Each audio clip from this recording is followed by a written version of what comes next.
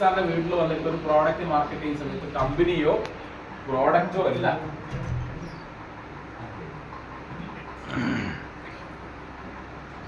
കമ്പനിയോ പ്രോഡക്റ്റോ കണ്ടിട്ടല്ല ഒരു വ്യക്തി ഈ ബിസിനസ്സിലേക്ക് വരുന്നത്, ആ ബന്ധത്തിനെ ഡിപ്പെൻഡ് ചെയ്യും. ശരിയല്ലേ? റെഡിയാണല്ലേ? അപ്പൊ ആദ്യത്തെ ലെവലിൽ ഒരു കച്ചവടം നടക്കുന്നത് സ്വന്തം നാസർ സാറല്ലേ അല്ലെങ്കിൽ സുജേഷ് അല്ലേ എന്ന ലെവലിലാണ് ഒരു ബിസിനസ് നടക്കുന്നതെങ്കിൽ, രണ്ടാമത്തെ ഒരു കച്ചവടം നടക്കുന്ന എവിടെയാ? ക്വാളിറ്റി ഉണ്ടെങ്കിൽ മാത്രമേ നടക്കൂ. റെഡിയല്ലേ? അപ്പൊ നിങ്ങൾ ആലോചിച്ച് നോക്കിയാൽ ഫസ്റ്റ് ലെവലിൽ തന്നെ നമുക്ക് മാന്യമായ ഒരു വരുമാനം കിട്ടുകയും ചെയ്യുന്നുണ്ട്.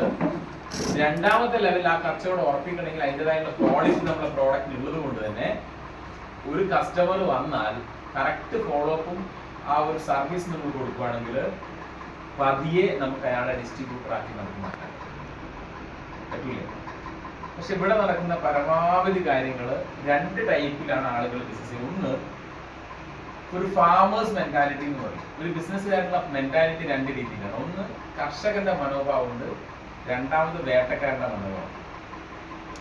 എന്താ കർഷകന്റെ മനോഭാവം? എന്താ അല്ലെങ്കിൽ വേട്ടക്കാരന്റെ മനോഭാവം എന്ന് പറഞ്ഞാല്, വേട്ടക്കാരൻ ഇപ്പൊ ഇവിടെ ഒരുപാട് മലയോര മേഖലയുള്ള സ്ഥലമില്ലേ, ഈ മലയില് കുറെ കാട്ട് അല്ലെങ്കിൽ പിന്നെ നമ്മള് വേട്ടക്കാർ എന്താ ചെയ്യാ, പന്നികളെ ഒക്കെ ആയിട്ട് വെടിവെച്ചിടും അല്ലെ, മാനുകളൊക്കെ വെടിവെച്ചു. അവരെ ഡ്യൂട്ടി എന്ന് പറഞ്ഞു കഴിഞ്ഞാൽ അവർ അന്നത്തെ ഭക്ഷണത്തിന് മാത്രം പ്ലാൻ ചെയ്ത് കാട്ടിൽ കയറിയിട്ട് വെടിവെച്ച് അവർക്ക് അന്നത്തെ അന്നത്തിന് വേണ്ടി മാത്രം പ്ലാൻ ചെയ്ത് ഇറങ്ങുന്ന ആളുകളാണ്.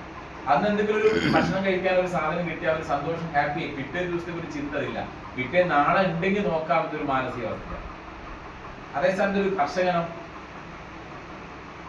അങ്ങനെയല്ല. ശരിയല്ലേ?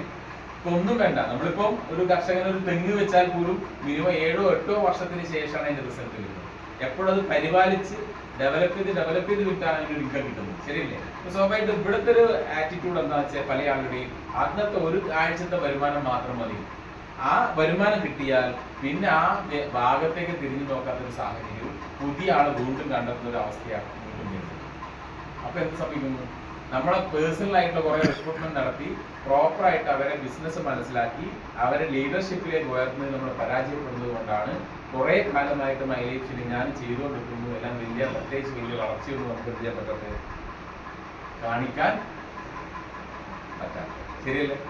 ഇപ്പൊ ഞാൻ ചോദിക്കും, ഇവിടെ കൂടിയിരിക്കുന്ന ആളുകൾ ATC ആയിക്കോട്ടെ TC ആയിക്കോട്ടെ ഒത്തിരി പേര് നമ്മുടെ ബ്രാഞ്ച് മോഡലിൽ പോകുന്നു. Yes or no? പക്ഷെ നമ്മൾ ഈ മീറ്റിംഗിലേക്ക് എത്ര പേരെ നമുക്ക് എത്തിക്കാൻ കഴിഞ്ഞിട്ടുണ്ട്? അല്ലേ? ഇത് കുറ്റം പറയാനല്ല, പക്ഷെ നമ്മൾ ഇനിയെങ്കിലും ഈ തിരിച്ചറിവുണ്ടായി ആ തെറ്റ് മനസ്സിലാക്കി മുന്നോട്ട് പോയിട്ട് നമുക്ക് വളർച്ചയിൽ കാര്യമായ പുരോഗതി ഉണ്ടാക്കാൻ പറ്റുമോ? ഇല്ല. അപ്പൊ എന്ത് ചെയ്യണം? ഇന്നു മുതലെങ്കിലും നിങ്ങൾ പറയേണ്ടത് ഇത് അപ്ലൈൻ ആയിട്ടുള്ള നാസർ സാറിന്റെ ബിസിനസ് അല്ല, സാദിഖിന്റെ ബിസിനസ് അല്ല, സെഫിയ മാഡത്തിന്റെ ബിസിനസ് അല്ല, ഇതെന്റെ സ്വന്തം ബിസിനസ് ആണ്. ശരിയല്ലേ? ഇതെന്റെ സ്വന്തം ബിസിനസ് ആണ്. ഈ ബിസിനസ്സിൽ എനിക്ക് നേട്ടം ഉണ്ടാക്കണമെങ്കിൽ ഈ ബിസിനസ് എത്രത്തോളം നന്നായിട്ട് ചെയ്യാൻ പറ്റുന്ന ഒരു അവസ്ഥയിലേക്ക് ഞാൻ സ്വയം പാകപ്പെടണം. അല്ലെങ്കിൽ എന്റെ കുറവുകൾ ഞാൻ കണ്ടെത്തി ആ കുറവ് പരിഹരിച്ച് ഞാൻ സ്വന്തമായിട്ട് ആ തീരുമാനം എടുത്ത് ലീഡറുടെ പുഷില്ലാതെ എത്ര പേര് ഈ ബിസിനസ് ഡെയിലി ചെയ്യുന്നുണ്ടോ?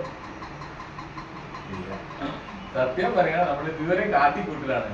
ലീഡർ വിളിച്ചിട്ടുണ്ടെ ഓക്കെ സർ ഞാനൊരു മെസ്സേജ് ഇടാൻ പറഞ്ഞ മെസ്സേജ് ഇടും. അല്ലാണ്ട് സ്വന്തമായിട്ട് ഡെയിലി മോർണിംഗ് മീറ്റിലേക്ക് കയറി എന്റെ ടീമിൽ 10 പേരെ വിളിച്ച് കയറ്റുകയും ആ മോർണിംഗ് മീറ്റ് കഴിഞ്ഞതിന് ശേഷം ആ മീറ്റുകൾക്ക് എങ്ങനെയായിരുന്നു മീറ്റിംഗ് ഗുണം കിട്ടിയോ എന്ന് ചോദിക്കുന്ന എത്ര പേർക്ക്? അപ്പോഴും ഇപ്പോഴും നമ്മുടെ മാനസികാവസ്ഥ ലീഡർക്ക് വേണ്ടി ഈ സിസ്റ്റം AIG പറയുന്ന പോലെ ഡൽഹിസാറ് പറഞ്ഞപ്പോൾ ഞാൻ വന്നു, അല്ലെങ്കിൽ തരീസാറ് പറഞ്ഞപ്പോൾ വന്നു.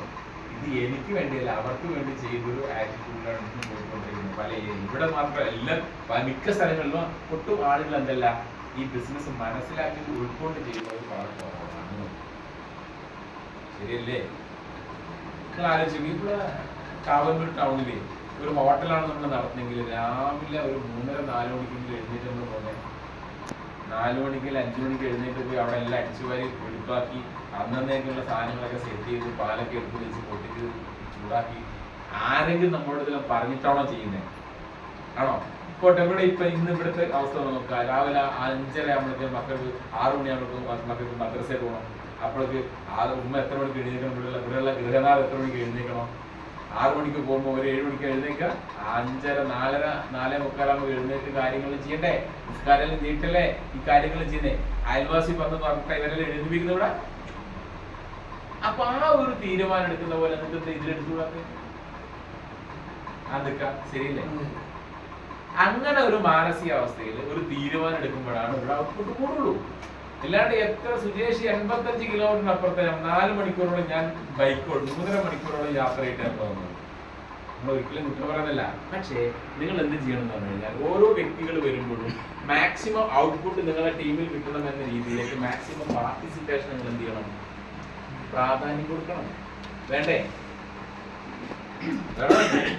ഞാൻ ചോദിക്കട്ടെ, നമ്മളിപ്പോ എന്നെ സംബന്ധിച്ചിടത്തോളം ഇപ്പൊ എന്റെ ടീമിൽ 2, 4, 6, 8, 10, 11 പേര് എന്റെ ടീമിലുള്ളതാണ്. ഈ പ്രോഗ്രാം കഴിഞ്ഞു പോകും ഞാൻ വളരെ സന്തോഷത്തോടെ പോകും. കാരണം ഞാൻ നേരിട്ട് നിങ്ങളെയൊക്കെ അധികം സൂം വഴിയെ കാണാറ്, എല്ലാവരും നേരിട്ട് കാണുന്നവർ കുറവാ അല്ലേ? എന്റെ മനസ്സിൽ ഞാൻ നേരിട്ട്